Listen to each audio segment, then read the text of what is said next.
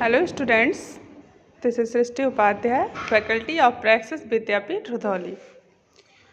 बच्चों, आज के वीडियो लेक्चर में हम लोग कंटिन्यू करेंगे chapter number 12, air, water and weather. इसमें मैंने आपको बताया था कि हमारे चारों तरफ एयर की एक मोटी सी लेयर होती है जिसे एटमॉस्फेयर कहा जाता है, और एटमॉस्फेयर का एक कंडीशन होता है बेटा वेदर। ठीक है, कभी वो वेदर हॉट हो सकता है, कभी कोल्ड हो सकता है, कभी रेनी हो सकता है। मीन्स ये टाइम टू टाइम चेंज होता रहता है। ठीक है, इसके बाद मैंने आपको बताया था सीजन्स के बारे में। सीजन क्या होते हैं, तो अर्थ अपने एक्सिस पर टिल्ट है, थोड़ी सी झुकी हुई है, ये बात आपको भी पता है, जिसके कारण क्या होते हैं, सीजन चेंज होते हैं। ठीक है, क्योंकि वो झुकी हुई है तो झुकने के नाते जिस तरफ सूरज की रोशनी ज़्यादा पड़ती है उस तरफ हॉटनेस होता है, यानी कि गर्मी पड़ती है, और जिस तरफ सूरज की रोशनी कम होती है उस तरफ क्या होता है बेटा, ठंडक होती है। ठीक है, तो इन सारी चीज़ों को हमने पढ़ लिया था। और फिर मैंने आपको बताया था कि सूरज जो होता है, सन जो होता है, वो रिस्पॉन्सिबल होता है हवाओं के लिए। हवा जो चलती है, विंड्स जो चलती हैं, उसके लिए भी रिस्पॉन्सिबल होता है सन। ठीक है, अब आज हमको हमारा जो मेजर टॉपिक है वो है बेटा सी एंड लैंड ब्रिजेज। तो आप लोग बुक ओपन कर लीजिए, पेज नंबर 101। और अब मैं आपको बताने जा रही हूँ what is sea breeze and what is land bridge.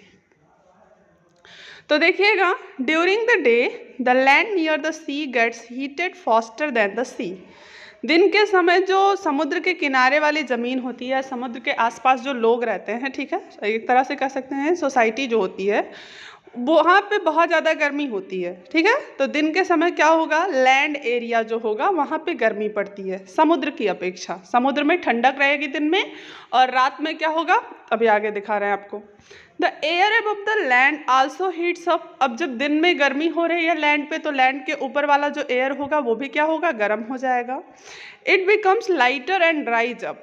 और जब लैंड बेटा गर्मी हो रही है, वहाँ पे हवाएं भी गर्म हो गई, और वो गर्म हवाएं क्या होंगी, ऊपर उठेंगी। ठीक है, the sea water is cooler. समुद्र का पानी क्या है, ठंडा है। So the air above it also becomes cool. अतः इसके ऊपर वाला जो एयर होता है वो भी क्या हो जाता है, ठंडा हो जाता है।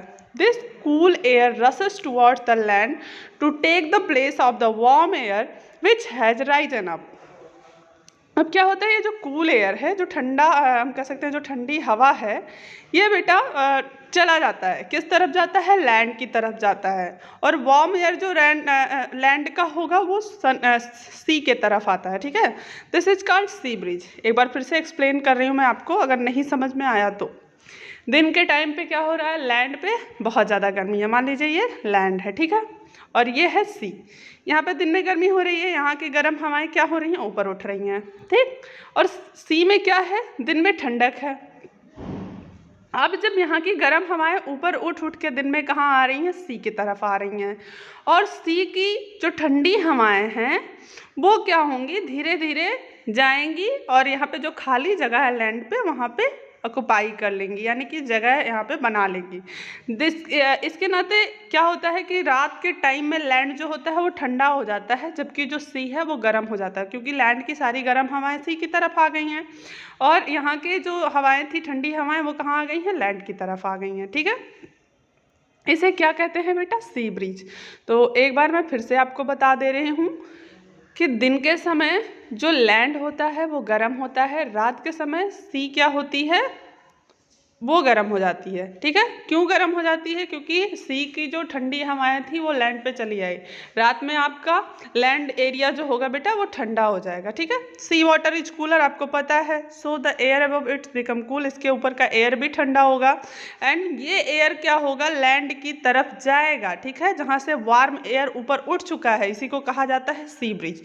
सो डोंट बी कन्फ्यूज, बार बार देखिएगा वीडियो को और समझने की कोशिश करिएगा। ये देखिए सी ब्रिज है। ठीक है, कहाँ जा रहा है, सबसे पहले अगर देखेंगे आप लोग तो warm air over land rises, जो लैंड के ऊपर की हवा थी गर्म वाली, ऊपर उठ गई है। अब जो सी की ठंडी हवाएं हैं वो कहाँ जा रही हैं, लैंड की तरफ जा रही हैं, इसलिए रात में क्या होता है, लैंड पे ठंडी हो जाती है, मतलब ठंडा मौसम रहता है।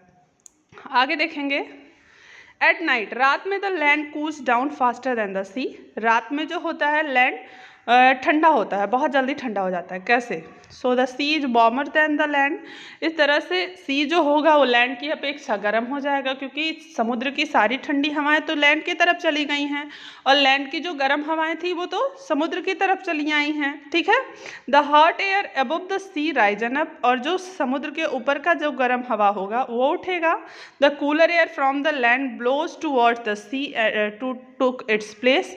अब रात में यही उल्टा कंडीशन हो रहा है। जैसे दिन में क्या चलती है? सी ब्रीज, हमेशा याद रखिएगा सी ब्रीज कब चलती है? दिन में चलती है। लेकिन रात में क्या चलेगी? लैंड ब्रीज चलेगी, क्योंकि रात में लैंड ठंडा है और समुद्र गर्म है, तो समुद्र की गर्म हवाएं उठेंगी और लैंड की तरफ आएंगी और ऊपर उसके ऊपर जगह खाली हो गया समुद्र के। अब लैंड वाली जो ठंडी हवाएं हैं वो किधर आएंगी? सी की तरफ आएंगी। ठीक है, तो इसे हम लोग क्या कहेंगे? Land breeze. तो नाइट में लैंड ब्रीज और डे में sea breeze. Thus air currents are set up and the temperature of places near the sea shore remains almost the same throughout the year।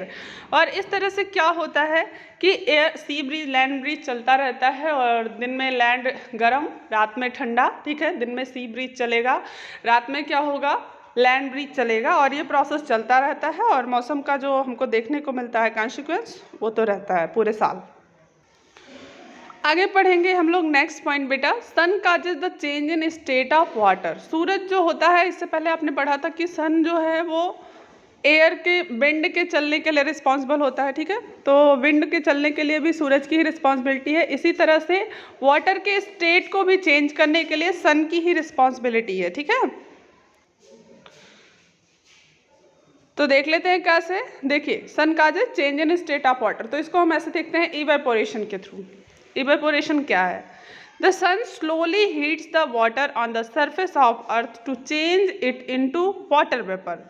जो सूरज होता है बेटा वो क्या करता है? अर्थ के ऊपर जो पानी है, जो वाटर बॉडीज है, उसको गर्म कर देता है। कैसे गर्म होता है वो देखो। The process of change of water into water vapour due to heating is called evaporation. Water का वाटर वेपर के फॉर्म में चेंज हो जाना सूरज की गर्मी की वजह से या हीट की वजह से, वो इवेपोरेशन कहलाता है।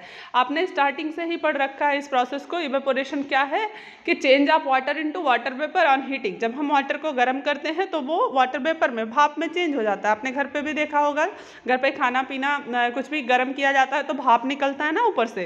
तो ये क्या है? ये इवेपोरेशन प्रोसेस है। ठीक है, तो इस तरह से आप कह सकते हो कि वाटर, आपने भी देखा होगा समुद्र का पानी, तालाब का पानी, गड्ढों का पानी, जब सूरज निकलता है, धूप होती है तो सूख जाता है।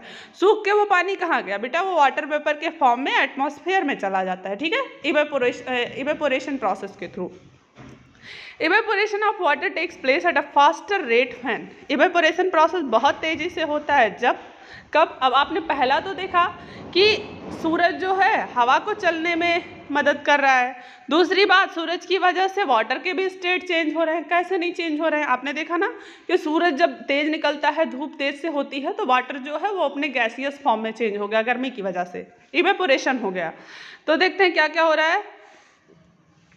There is a strong wind, जब तेज हवाएं चलती हैं तब भी क्या होता है? इवेपोरेशन हो सकता है। The expose surface of water is large, जब वाटर का सरफेस जो है ज़्यादा सूरज के एक्सपोजिशन में होगा, यानी कि ज़्यादा सूरज की रोशनी उस पर पड़ेगी, तब भी इवेपोरेशन होगा।